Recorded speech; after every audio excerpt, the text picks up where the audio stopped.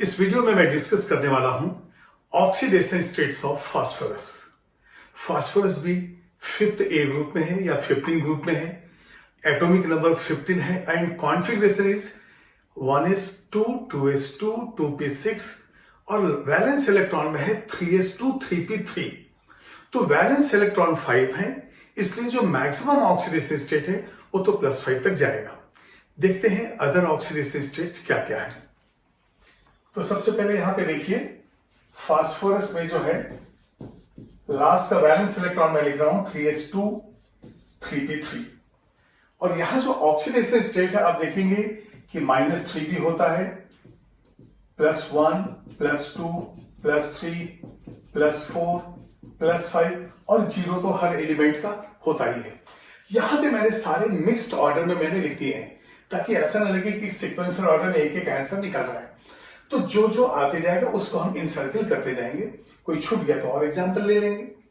तो सबसे पहले हम देखेंगे और बेसिक चीज वही आपको याद रखना है कि यदि कोई मॉलिक्यूल है, अभी मैं मॉलिक्यूल ले रहा हूं फिर कुछ आयंस भी लूंगा, तो मॉलिक्यूल्स के अंदर सम ऑफ द ऑक्सीडेशन स्टेट जो है वो 0 होता है और यदि आयन होता तो equal to charge on it होता।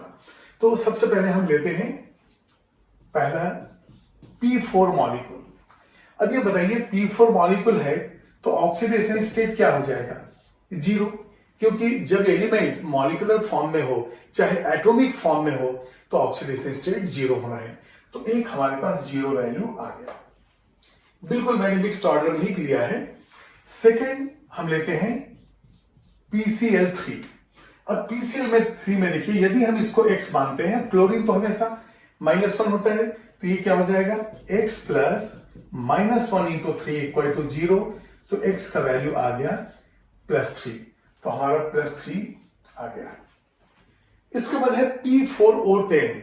ये P4O10 जो है वो फास्फोरस पेंटाऑक्साइड P2O5 का डाइमर है।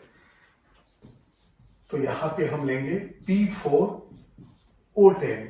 अब ऑक्सीजन है तो -2 और इसका हमने ले लिया X, तो ये कितने एटम्स है 4, तो ये क्या हो जाएगा 4x और इस पे ऐड करेंगे ऑक्सीजन का ऑक्सीडेशन स्टेट तो -10 और मॉलिक्यूल है तो इक्वल टू 0। अब ये देखिए 4x -20 है तो ये हो जाएगा +20 इधर, तो x इज इक्वल टू हो जाएगा +5।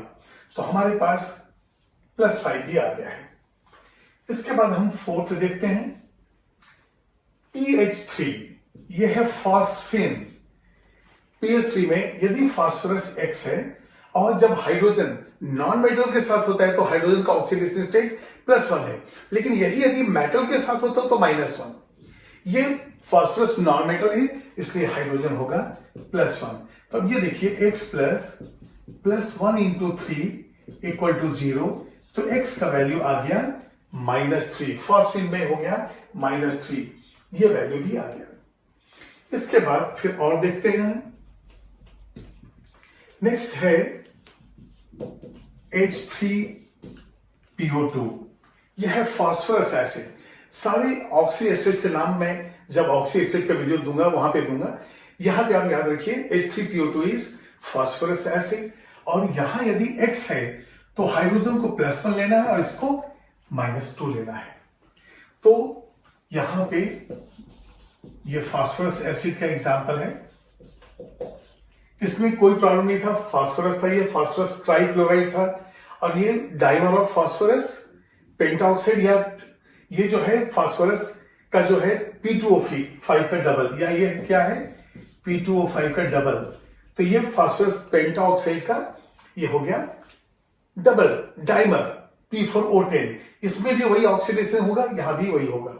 इस वक्त PH3 फॉस्फेन, ये हमारा है पॉइजनस गैस फॉस्फेन और ये हो गया फास्फोरस एसिड। अब यहां पे देखिए +1 इंटू 3 प्लस X प्लस हर ऑक्सीजन का -2 इंटू 2 ऑक्सीजन मॉलिक्यूल है इसलिए 0, तो ये कितना हो जाएगा +3 प्लस X -4 इक्वल टू 0। तो आपका X वैल्यू आ गया +1, तो यहां पे ये +1 वैल्यू भी आ गया। इसके बाद नेक्स्ट है हमारा H3PO3। यहां पे देखिए H3PO3 और इसका नाम है फास्फोरस एसिड, ढेर सारे ऑक्सी एसिड्स हैं, अभी कुछ हमने यहां पे लिया है H3PO3, यहां पे फास्फोरस एसिड। अब फास्फोरस एसिड में हाइड्रोजन तो +1 हो गया, ये X है, ये -2 है, तो +1 इंटू 3, +1 इंटू 3 हो गया, प्लस फास्फोरस का X हो गया, और -2 इंटू 3, और ये भी मॉलिक्यूल है इसलिए 0, तो ये कितना हो जाएगा, +3 + X -6 = 0, X इज +3, तो हमारे पास +3 ऑलरेडी है यहाँ पे, तो ये जो है रिपीट हो गया। यहाँ पे मैंने आपको बताया ये सारे जो है अलग अलग भी हैं और कई रिपीट भी होंगे, लेकिन टोटल ऑक्सीडेशन स्टेट यहाँ पे ही हम घूमते रहेंगे। तो 6 का H3PO3 हो गया, इसको नोट कीजिए। अब नेक्स्ट लीजिए H4P2O6, यह है हाइपोफॉस्फोरिक एसिड। अब यहां पे यदि हम इसको लेते हैं +1 ऑक्सीजन को -2, इसको X, तो कैसे कैलकुलेशन हम करेंगे, +1 इंटू 4 हाइड्रोजन, यहां X 2 टाइम्स है, तो plus X multiply by 2 atoms of phosphorus plus -2 oxidation state into 6 oxygen atom, और ये मॉलिक्यूल है तो इक्वल टू कितना हो जाएगा, 0। तो अब ये देखिए 4 + 2x - 12 = 0, तो x = क्या हो गया, ये आपका +4 हो गया। तो यहां पे देखिए आप 4 2 8 एंड 4 12 -2 × 6 12, जितने पॉजिटिव चार्जेस होंगे उतने ही नेगेटिव होंगे, तो ये जो है +4 आ गया। तो अब हम +4 को भी सर्किल कर देंगे। अभी तक हमारे पास +2 नहीं आया है, चलिए ठीक है, देखते हैं आगे।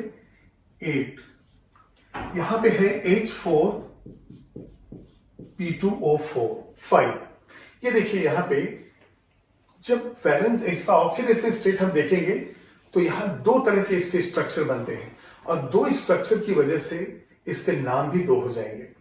तो सबसे पहले हम ये देखते हैं कि यदि PP इस तरह से हो, यहां पे OH OH H double bond O, ये डबल बॉन्ड। अब ये देखिए यहां पे H टोटल 4 है, तो 1 2 3 हो गया, और ऑक्सीजन कितना 5 है, 2 2 4, ये देखिए आप पहले स्ट्रक्चर देखिए, उसमें हाइड्रोजन कितने दिख रहे हैं, 4, तो H4 हो गया, P2 हो गया, और ऑक्सीजन उधर पे 3 और ये 2 ऊपर 5। यदि ये स्ट्रक्चर है तो ये देखिए ये -2 है, इसके ऊपर -1 है, इसके ऊपर +1 चार्ज है, तो ये जो है नेगेटिव इस फास्फोरस पे, चलिए यहां से हम ब्रेक करते हैं, इस फास्फोरस पे -2 -1 -3, यदि ये +1 है तो इस फास्फोरस का ऑक्सीडेशन स्टेट हो गया +2। उसी तरह से आप इस OH को आप -1 मानिए, इसको -1, जैसे ये हमने लिया है, ये देखिए इस ऑक्सीजन के ऊपर -2, तो यहां पे भी ये -2 आ जाएगा। तो इस फास्फोरस पे कितने निगेटिव हो गए, 2 1 3 एंड 1 4, तो यहां पे फास्फोरस का ऑक्सीडेशन स्टेट हो गया 4। तो ये जो है पायरोफॉस्फोरिक की जगह पायरोफॉस्फोरस होगा। H4P2O7 जो होता है वो होता है पायरोफॉस्फोरिक, जहां पे +5 होता है, यहां पे +4 तक गया है, तो यहां पे ये हाइपो था, ये हो जाएगा पायरोफॉस्फोरस एसिड। ठीक है, इसके बाद फिर यहां पे देखिए नेक्स्ट एक और पॉसिबल एग्जांपल ये हो सकता है, POP इस तरह से आ जाए, OH double bond O P के नीचे आएगा ये, इसके बाद OH, अभी देखिए 1 2 3 4 हाइड्रोजन और ऑक्सीजन 2 3 2 5 हो गए। जब आप इसको देखोगे तो यहां पे -1 -2, ये +1, तो देखिए 2 1 3, तो ये हो जाएगा +2, और इसकी वजह से एक और आ जाएगा, ये हो जाएगा +3। ये देखिए इसका ऑक्सीजन -1 इधर -1, ये ऑक्सीजन 2 फास्फोरस के बीच में है, तो -2 की वजह से एक -1 इधर काउंट होगा, एक -1 इधर काउंट होगा। इसी तरह से -2 +1 -1, अब यहां पे इस फास्फोरस के लिए 2 1 3 1 4 निगेटिव, एक प्लस, ये हो गया +3। तो यहां पे आपको 2 ऑक्सीडेशन स्टेट आ रहे हैं, +2 एंड +4, यहां पे आ रहा है +3 एंड +3, तो ये हो जाएगा इसको भी आप लिख लीजिए, 3 है इसका। तो ये जो पायरो है यहां पे हो जाएगा फास्फोरस।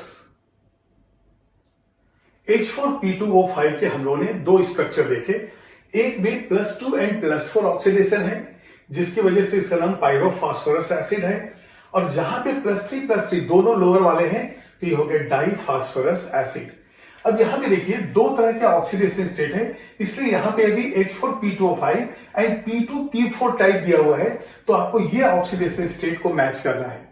और यदि P3P3 फॉर्मूला यही है, लेकिन यदि P3P3 टाइप दिया है तो आपको +3 ऑक्सीडेशन स्टेट लेना है।